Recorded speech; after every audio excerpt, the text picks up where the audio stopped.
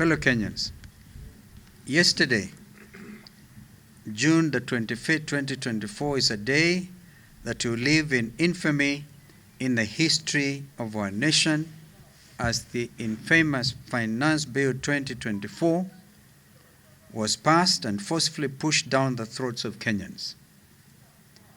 Kenyans, in their righteous anger, stormed the state-captured parliament and took back their delegated power under Article 1 of the Constitution of Kenya. The Kenya Kwisha regime crossed the red line. They literally crossed the Rubicon with devastating consequences. It was an unparalleled moment in our 61-year-old history.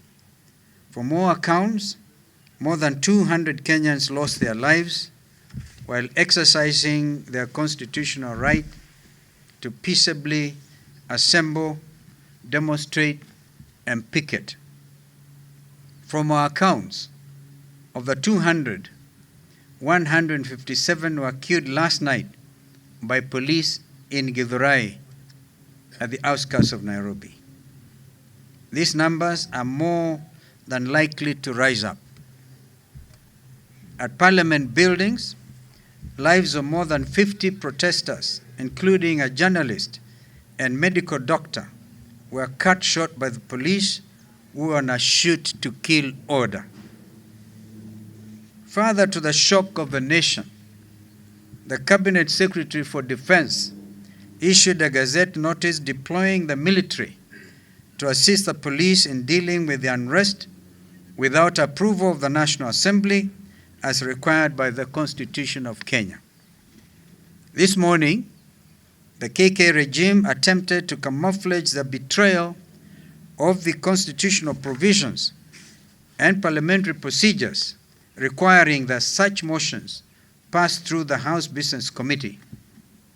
Fellow Kenyans, these acts have never been witnessed in our 61-year-old history, nor in decades that our forefathers struggled to obtain our independence.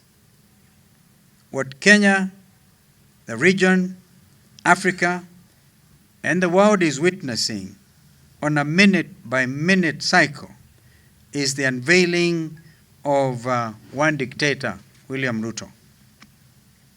Ruto, in his purported address to the nation, failed to acknowledge the cause of the unrest that lies solely in his person. Ruto never condoled the fallen and their families, and instead congratulated the brute police for killing innocent and unarmed Kenyans. This was in the same fashion he did last year, where 75 Kenyans were killed during the maandamano, and he congratulated the police for a job well done, quote unquote. This is the brutal Ruto that we warned the country about even then. In his address, Ruto attempted to suspend the Constitution of Kenya by terming the rights to protest under Article 37 as treasonous and our youth as dangerous criminals.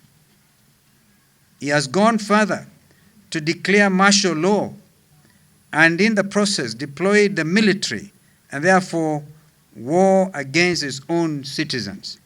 Thereby declaring war against his own citizens. This is unacceptable, as indeed it is unconstitutional.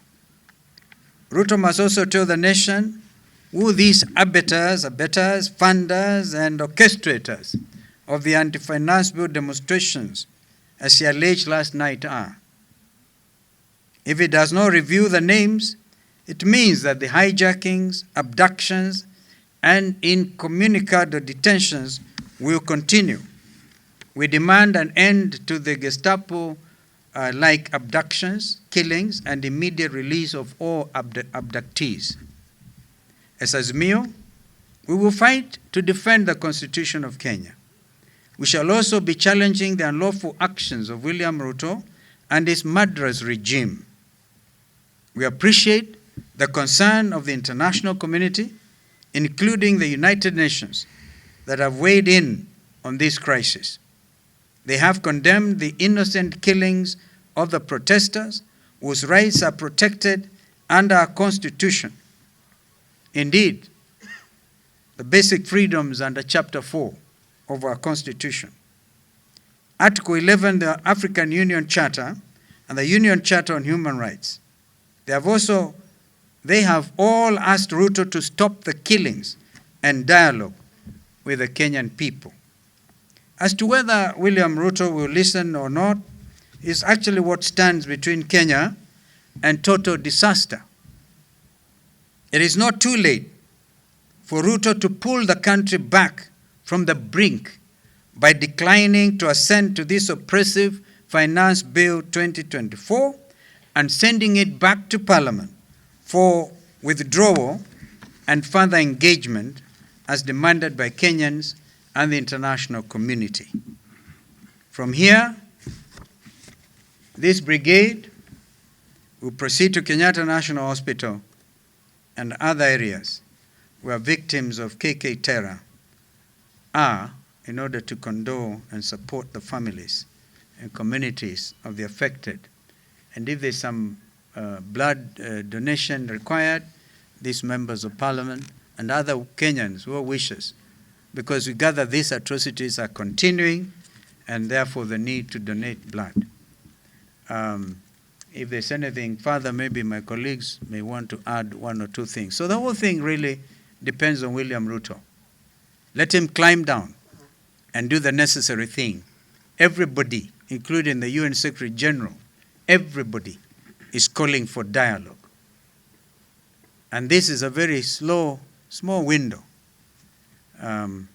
We want also to ask the army, who have now in a very quick manner been brought into the picture, to know that their responsibility is to actually guard our borders. We do not expect the police under Bugey, who have been killing Kenyans, that the army would want to fall into that trap. Therefore, we ask that they exercise absolute restraint, and so that Kenyans can at least come get their country back. Anything? Thank you. There's any question?